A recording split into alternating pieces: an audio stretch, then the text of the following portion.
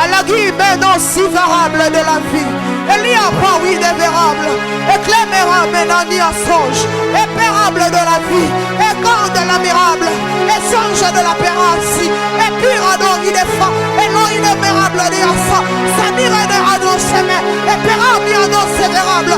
Il n'y a pas, oui, des vé. Et papa, papa, papa. Radagagabaya. Imama, mama, mama, shama.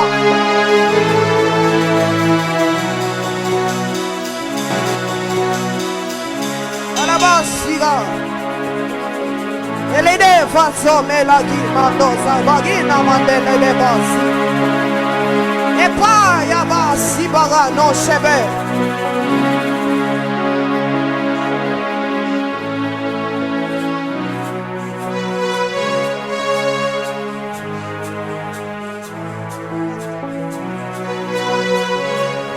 Alla deva some gas. Agimena non ne a paradasi a gas. Éclat d'overa, guimera de rassoche. Ali de va s'opéra guiapa. Et même il n'y a pas wa de basi béragle. Et même en soumega n'y a pas renemera diahana. Et l'ina manuana marana masiaba. Et mega mana mania mahwa. Ragama mama si pégaga guiapa. C'est donc je ne vais regretter aucune formalité. Mais conduis-moi comme tu veux. Conduis-moi comme tu veux. Conduis-moi comme tu veux. À tête de son Seigneur. Ragamanda baga dote kapa. Elle n'y a pas oui emana n'y a pas. Elle n'y maintenant super n'y a pas. Oui chaka dosa. Oui kemano chemin. Aglat. Ega non de vasi. Ali de vasoche.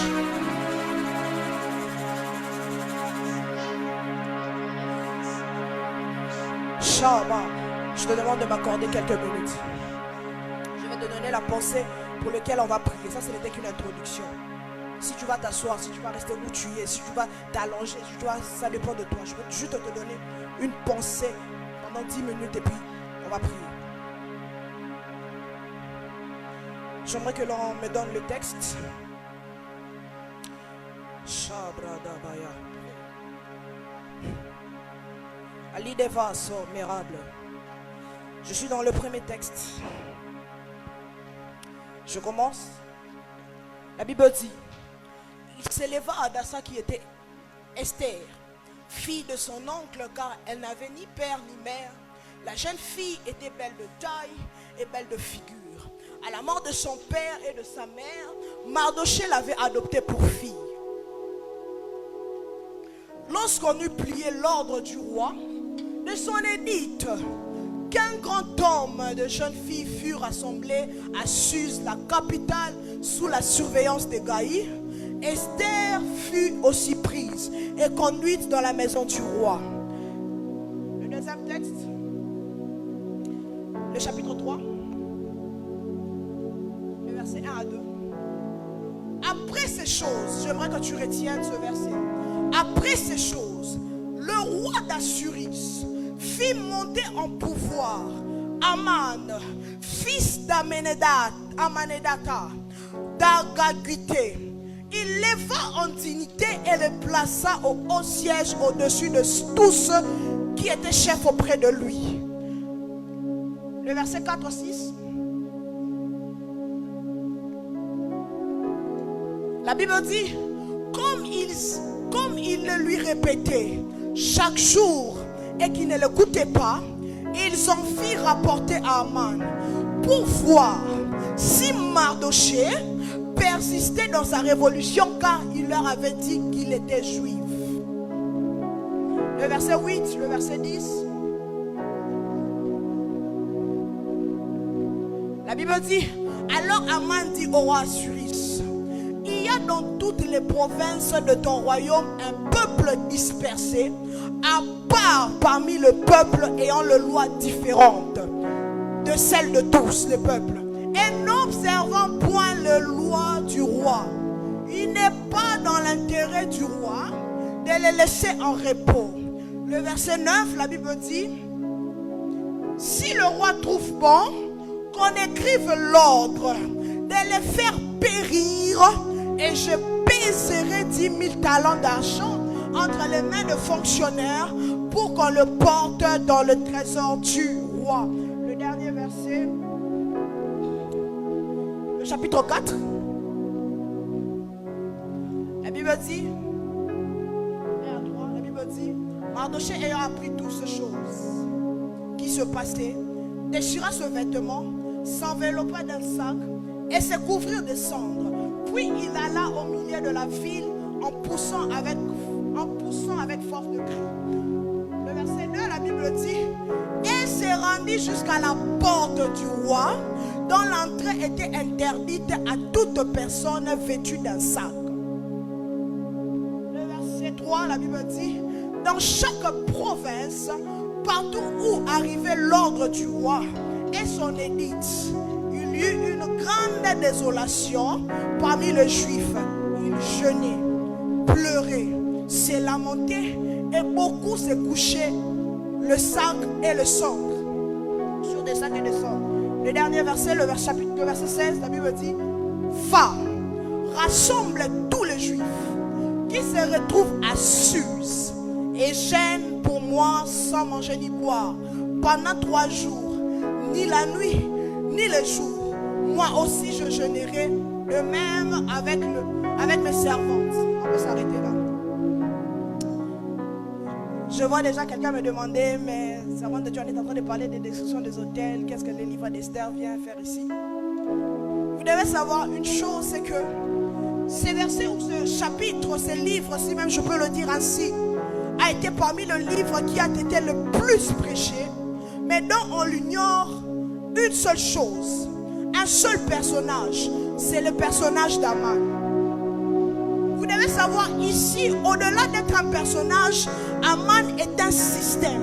Au-delà d'être un personnage, Aman est un esprit. Amen.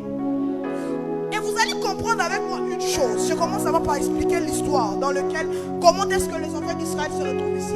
Aman venait d'une tribu ou d'un pays, si je peux le dire ainsi, de la Macédoine. Aman était macédonien. Pour ceux qui au moins ont une connaissance sur la biologie ou ceux qui s'intéressent au peuple juif, ils comprendront une chose, que la Macédoine était une capitale ou était un peuple qui était en conflit avec les Juifs. Pourquoi? Parce qu'à une période, Dieu a permis que les Juifs vaincent les Macédoniens. Amen. Donc Aman, connaissant toute cette histoire, Aman commencera maintenant à faire 3 choses. Et si bien vous le voulez, si vous voulez un thème, j'ai intitulé Vaincre l'esprit d'Aman.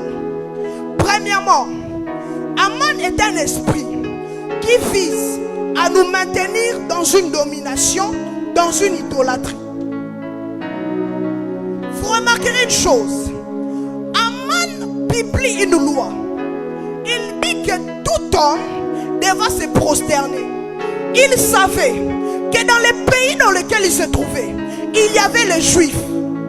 Il savait aussi que la force des Juifs se retrouvait dans leur capacité à respecter les ordonnances de Dieu.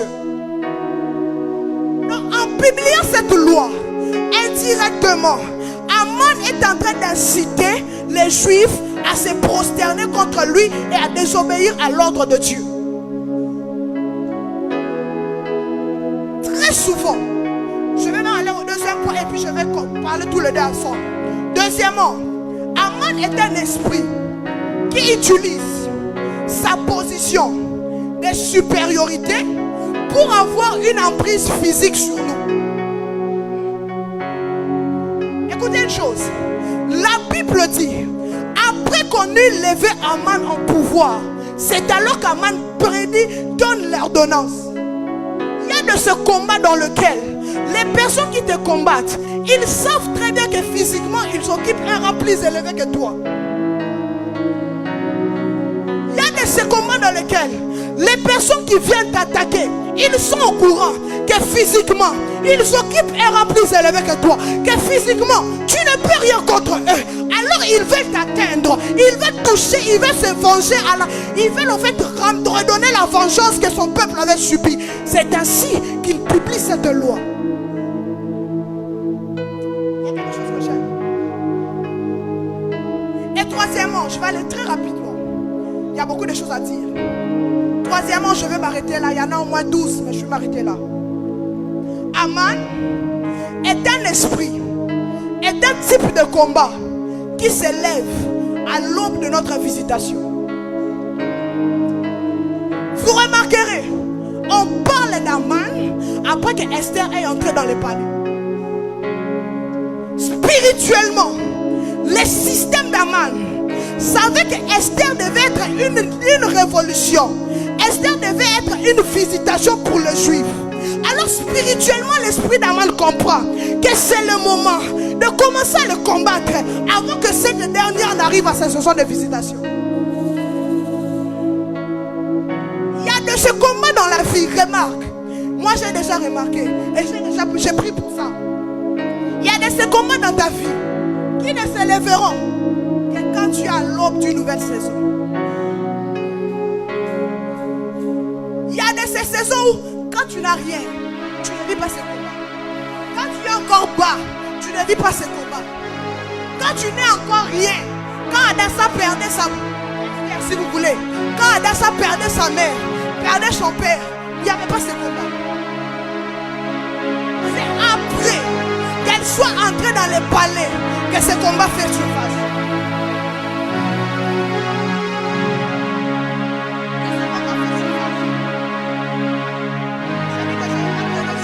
Ce que Aman représente, il y a beaucoup de choses qu'il représente. Et maintenant il faut savoir comment avoir la victoire ou comment vaincre l'esprit d'Aman. C'est ça qui nous intéresse beaucoup plus. Premièrement, c'est rassurer d'avoir les bonnes informations sur les plans que mijotent nos ennemis contre notre vie. La Bible dit, après s'en être informé. Écoutez, je suis de ces personnes qui croient qu'au-delà de tout ce qu'un chrétien doit être, moi je le crois, je suis convaincu. Au-delà de ce qu'un chrétien doit être, il y a deux choses qui s'ajoutent. Un chrétien doit à tout moment s'informer de son histoire. Deux, un chrétien doit être observateur. Il y a de ces batailles dans lesquelles tu perds. Il y a de ces batailles dans lesquelles tu sors perdant. Pas parce que tu n'as pas prié, mais parce que tu n'avais pas les bonnes informations afin de prier sur la bonne direction.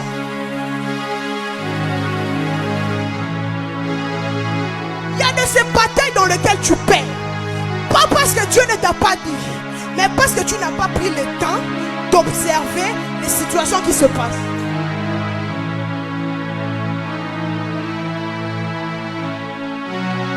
Et moi je suis de ces personnes qui croient qu'il y a de ces combats.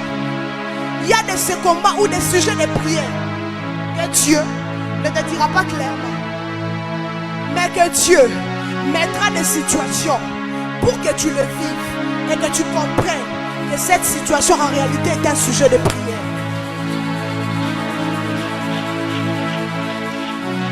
Il y a des sujets dans lesquels il y a plusieurs sujets auxquels nous avons été exposés. Il y a plusieurs batailles auxquelles nous avons été exposés, mais que nous n'avons pas compris qu'en réalité c'était un appel de prière. Pourquoi? Parce que nous n'avons pas pris le temps d'observer réellement c'est quoi la profondeur du problème. Et le diable a compris ça. Le diable t'amènera à regarder autre chose alors que le problème c'est une autre chose. Le diable t'amènera, je vais le dire ainsi, je le sens ainsi. Le diable t'amènera à focaliser toute ta force, à prier pour le mariage. Alors qu'en réalité, le diable ne te combat pas dans le mariage, mais c'est dans la fécondité. Ce soir, qu'est-ce que je vais te dire? Ce soir, je veux te dire, tu vas prier avec précision. Je vais venir inciter ton esprit à te dire, tu vas prier avec précision. Ce soir, Dieu te révélera les domaines qui ne marchent pas. Ce soir, Dieu te révélera les plans d'Aman contre ta vie. Afin que tu pries avec précision. Afin que tu adoptes les stratégies équivalentes à ce que Aman prévoit contre nous. Il y a une deuxième chose que j'aime.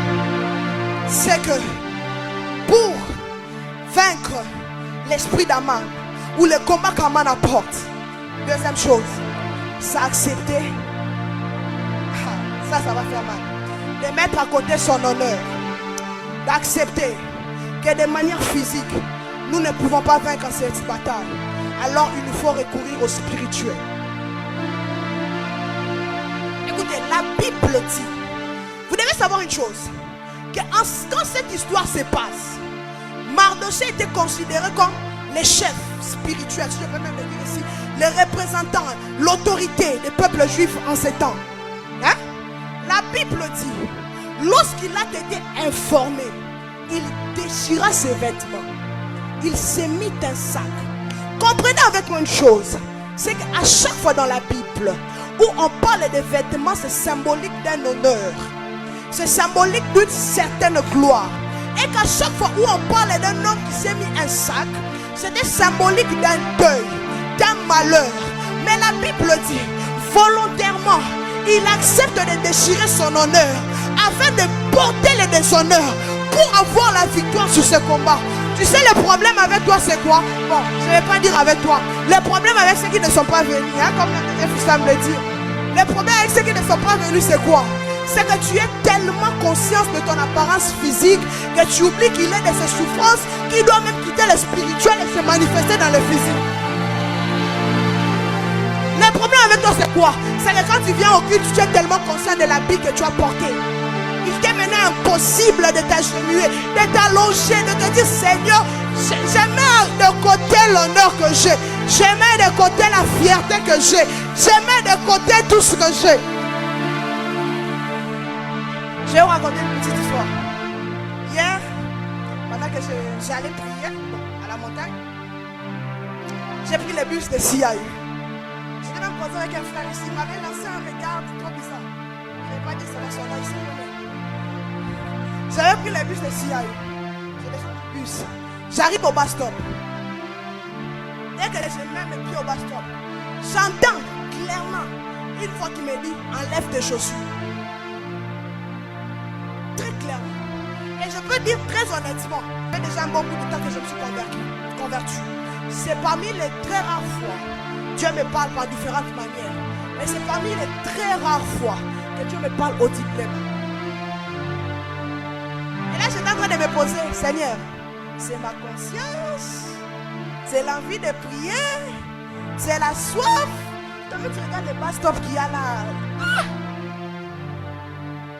J'ai enlevé mes chaussures. J'ai quitté du bus-stop juste à la montagne, pied nu. J'ai fini de prier. J'entends encore, j'attends. Voilà, c'est là. J'attends que la voix là me dise, non, vas-y, tu peux rentrer normalement. Rien. Vous savez, il y a des fois, bref, j'en ai parlé dans un de mes livres. Je dis, il y a de ce fois, Dieu te donnera une recommandation sans t'en dire plus. Vous savez, Dieu dit à Abraham, quitte la maison de ton père, va dans le pays que je t'indiquerai. Dieu s'est dit. Dieu ne dit pas plus. C'est après qu'il a quitté, Dieu dit, je rendrai ton nom grand. Il y a des chemins dans lesquels vous devez aller sur base d'une seule information. Il y a des chemins, ça c'est une parenthèse que j'ouvre. Il y a des chemins, il y a des allées que vous devez aller vers une destination inconnue. Vous ne savez pas où vous allez, mais vous allez. Puisque vous avez entendu seulement quitte.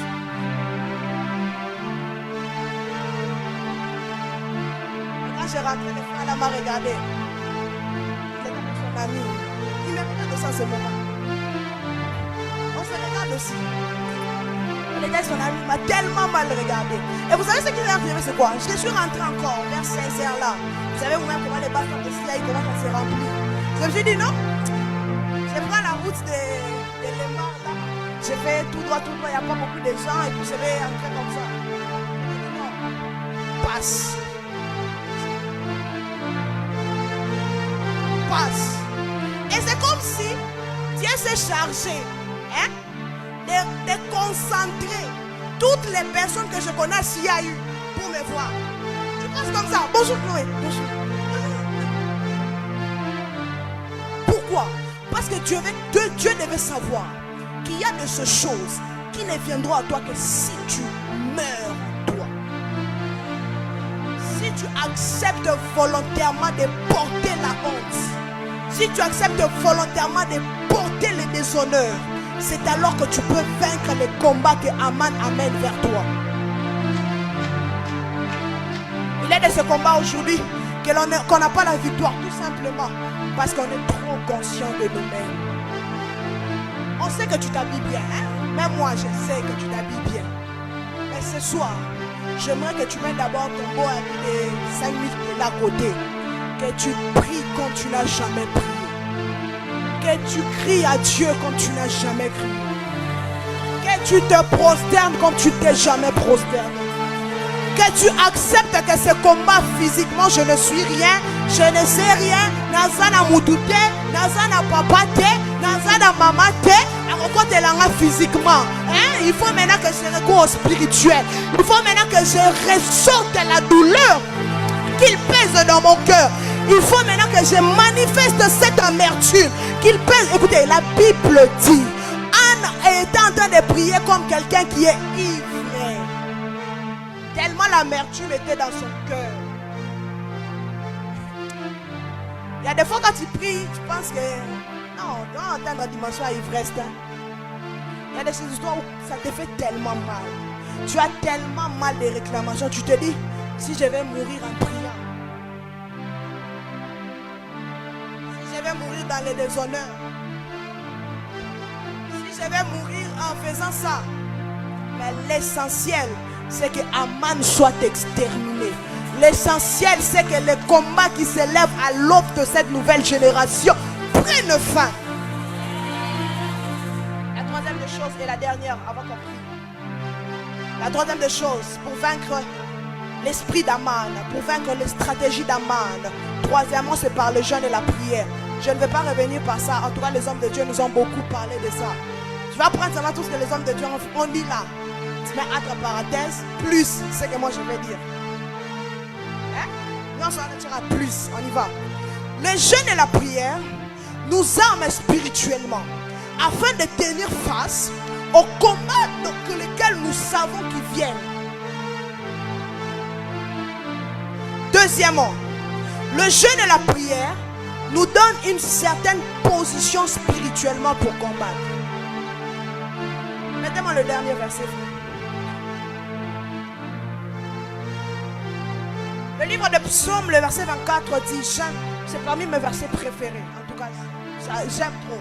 Il y a ça et puis cette femme saisira un seul homme.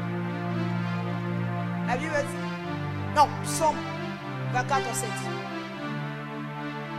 La Bible dit, porte, élevez vos linteaux. Élevez-vous, porte éternelle, que la gloire du Dieu fasse son entrée.